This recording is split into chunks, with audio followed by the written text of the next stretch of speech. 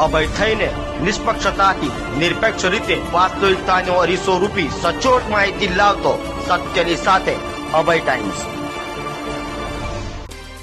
સુરતના અમરોલી વિસ્તારમાં રહેતા અને સુરત મનપામાં નોકરી કરતા યુવાને વ્યાજખોરના ત્રાસથી કંટાળી આપઘાત કરી લેતા ચકચાર મચી જવા પામી છે।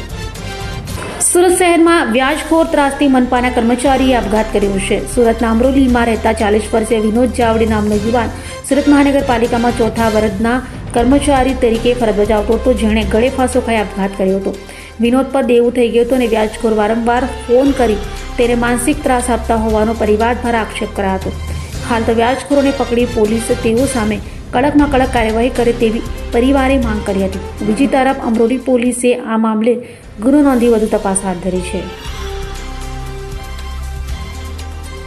મારું નામ દીપકભાઈ કડરે। દીપકભાઈ, શું શાના માટે આજ રોજ કાલ રોજ અમારા મિત્ર હતા વિનોદભાઈ જાવડે, જે એસએમસી માં સુરત મહાનગરપાલિકામાં ચોથા વર્ગના કર્મચારી હતા।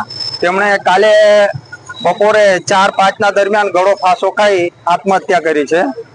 આત્મહત્યાનું કારણમાં એમ ખબર પડે છે કે વ્યાજખોરો પાસેથી વ્યાજના કંઈક પૈસા લીધા હતા, જે વ્યાજખોરો એમને કોલ કરીને પરેશાન કરતા હતા, હેરાન કરતા હતા, માનસિક ત્રાસ આપતા હતા, જેના કારણે એ માનસિક ત્રાસ સહન ન કરતા એમણે ગળે ફાંસો ખાઈ સુસાઇડ કર્યું છે।